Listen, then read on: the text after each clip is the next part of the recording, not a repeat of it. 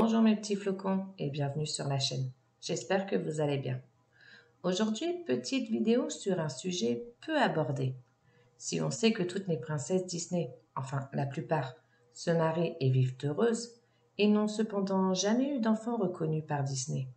Tous sauf une, Ariel.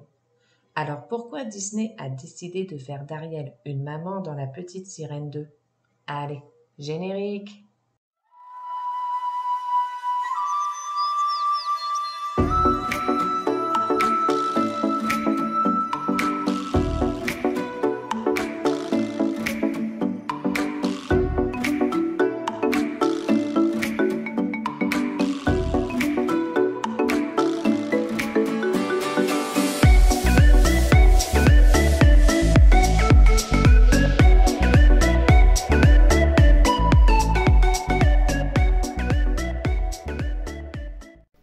Avant de commencer la vidéo, je voulais vous faire quelques petites précisions.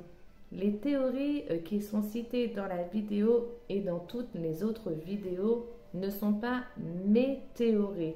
Bien souvent, les théories que j'emploie, je les trouve un petit peu farfelues, voire carrément tordues. Après, bien sûr, il y a des théories qui demandent un peu à réfléchir et qui des fois ne sont pas dénouées de sens.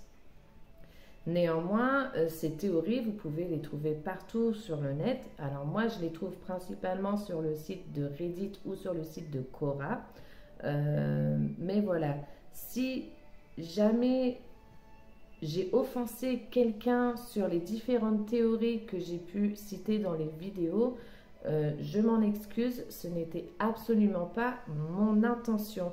Mon intention, c'était juste d'en faire part dans des vidéos, juste histoire d'avoir votre avis à vous qui êtes fan soit de la Petite Sirène, soit du Roi Lion ou alors des parcs Disney.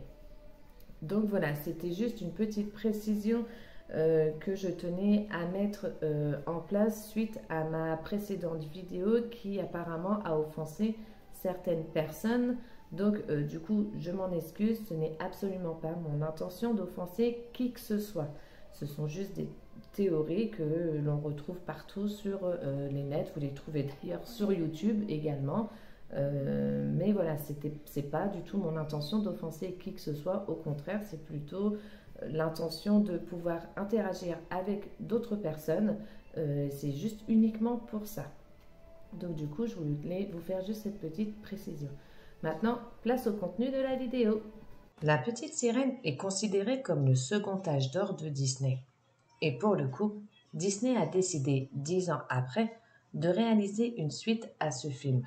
Du coup, dans la suite de La Petite Sirène, nous rencontrons un nouveau personnage qui est Mélodie, fille d'Ariel et de Eric. Elle est âgée de 12 ans. Mélodie est curieuse et déterminée et elle désire plus que tout vivre dans l'océan. Tiens, ça ne vous rappelle pas quelqu'un? Mais du coup, quand on regarde bien tous les films d'animation des princesses Disney, on se rend compte en fait qu'il n'y a qu'Ariel qui a un enfant. Disney n'a pas vraiment de réelles raisons pour expliquer cela, mais on sait qu'ils sont assez friands des mythes et légendes. Il n'y a qu'à voir La Reine des Neiges 2.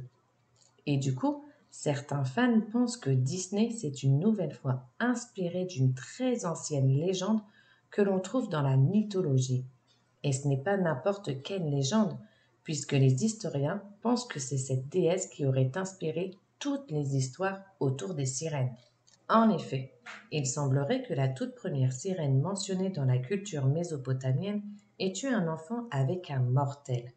Du coup, ces mêmes fans pensent que Disney s'est servi de cette légende pour revenir au mythe original de la sirène. Allez, faisons un petit peu d'histoire et remontons dans l'ancien temps. Cette légende nous dit qu'Atargatis, une déesse syrienne, est tombée amoureuse d'un berger nommé Hadad. De cet amour, Atargatis donna naissance à une fille nommée Sémiramis. Et c'est par ailleurs Sémiramis qui construira les fameux jardins de Babylone. Atargatis a accidentellement causé la mort d'Hadad. Ne supportant plus sa culpabilité, Atargatis s'est noyé dans un lac près d'Ascalon. Cependant, ne pouvant cacher sa beauté, elle se transforma en sirène. Atargatis était aussi connue pour être la déesse de la fertilité. Mais dans d'autres cultures, elle est connue pour être la déesse de la lune et des pouvoirs féminins. Elle était vénérée il y a 4000 ans. Voilà pour la petite partie histoire.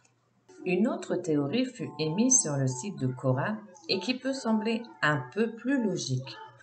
C'est que Disney aurait peut-être eu l'idée de faire d'autres films d'animation princesse ayant des enfants, car après tout, cela avait déjà été fait avant, avec Le Roi Lion 2.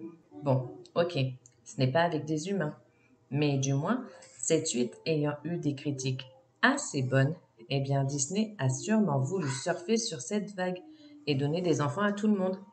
Ce qui aurait pu se passer si La Petite Sirène 2 avait été un succès. Mais voilà, le problème c'est qu'il a reçu une vague de mauvaises critiques, à tort je trouve, aussi bien du côté des fans de la licence que des critiques cinéma. Et du coup, à cause de cet échec, Disney a souhaité changer la donne en termes de suite pour ses films.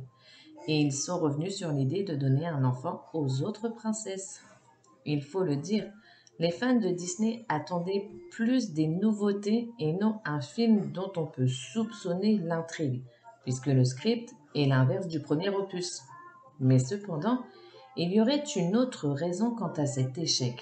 C'est que l'idée que les fans de La Petite Sirène n'aimaient pas Mélodie ou le simple fait qu'Ariel est un enfant. Ce qui est quand même assez dur, je trouve.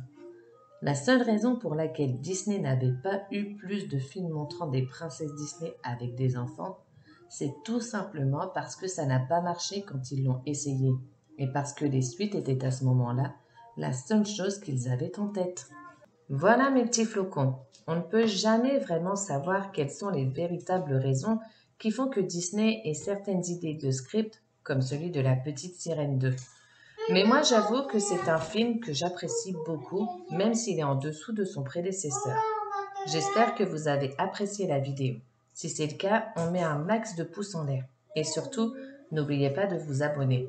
Sur ce, je vous souhaite une bonne journée, je vous fais des bisous et je vous dis ciao!